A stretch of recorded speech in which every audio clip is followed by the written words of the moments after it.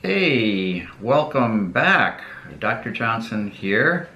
Here is our 23rd installment on the hidden power of virtue, and this one I have entitled Virtue and the Dynamics of Positive Change. Change. Have you thought much about change?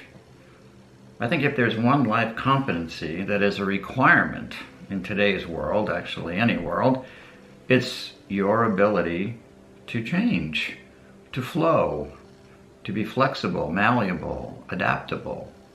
Because without change, there is no growth. Change, we find change both compelling and terrifying. Yes, we all want to change, we all need change, and without change, we stop living our life. Did you ever think of that? Without changing, we really stop living our life. We block any possibilities for life enhancement. We become frozen in time. Have you ever felt like this before? You're frozen? Change. Change is really what I call the watchword of the universe. If you look out in the universe, the grand universe with all the how many galaxies that are out there, how many planets, how many stars, who knows? I don't know. Billions and billions and billions. Everything's changing all the time.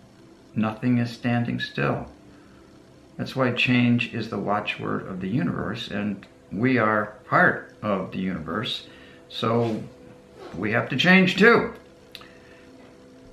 Otherwise, we cease to live. What needs changing in your life right now? My profession of counseling, which I've done for over 40 years, is all about change. Counseling's about change. So when a new client, a new patient comes into my counseling study, I assume that they're coming in because they want something to change in their life. They don't go to a counselor to stay the same. They want something to change. But there's two areas that is very common for new patients come and talk to me about. They want change, but sometimes they want it in someone else. They want their boss to change, their wife to change, their children to change, their whatever to change, the government to change. They want somebody that's not in the counseling room to change. And I say to them, it's very hard for me as a counselor to change somebody or something that's not even here. You're here. Let's talk about your change, what's going on with you. The second thing that some of them say is the change that they want is for something to end. They want to stop feeling bad. They want to lose weight. They don't want to get depressed. They don't want to be anxious. They don't want to get lazy. And it goes on and on and on. And I say to them, I don't really deal in stopping things. Change is really about starting things. They say, well, I want to lose weight. I say, well, if you want to lose weight, then what has to change in your life? And that's what we need to change, to talk about. Not what you don't want, but what you do want. Did a lot of study of change some years ago, and I came up with 10 change competencies. Well, I'll just list them here, but openness to change, personal power, morale, self-management, personal purpose, change creativity, continuous self-improvement, action responsiveness, connectedness, how much you value change. These are interesting. They're kind of esoteric in a way, and they don't really, whereas they're enlightening and illuminating, they don't really help us to change, although they're interesting to look at. What I have found to be more helpful is what I call life change interrogatories, that is, questions. I won't mention all the questions, but here's a few. Some of the questions I like to ask myself and my patients. What are your life expectations for you in a year, in 5 years, in 10 years? What would you like to be? 2, what are your primary motivational, spiritual, virtue strengths that you'll need to activate these changes? What is the fundamental cause of your current discontentment? What is the primary longing of your soul that you're trying to satisfy? what might be some beneficial aspects of your current trials and tribulations? Well, I think you can see where we're going with this kind of questioning. And it does a lot of good. These questions generate lots of discussion, and they can help to clarify my patient's situation and begin to help them begin to introduce some essential notion of the fact that while happiness is an inside job, so is change. Change is an inside job. It comes from you. But I want to hold up something here, and this is the latest copy of my book, Discover Your Spiritual Strengths. And the reason I'm showing it to you is because I want you to see this graphic here. And this is my graphic or model of your personality. And I hope you can see this. There's 6 functions of your personality: believing, perceiving, thinking, feeling, deciding, and acting. And in the middle I put the Chi-Rho, which is the symbol of Christ. So with that in mind, I would like to say something to you. I wrote this some time ago, and I actually read it to myself to try to help me and the people that I meet. If you always believe what you've always believed, then you'll always perceive what you've always perceived. And if you always perceive what you've always perceived, you'll always think what you've always thought. And if you always think what you've always thought, you'll always feel what you've always felt. And if you always feel what you've always felt, you'll always decide what you've always decided. And if you always decide what you've always decided, then you'll always do what you've always done. And there will be no change. And you will be living a no-growth life. Wow. That sort of puts things into perspective as far as change is concerned, isn't it?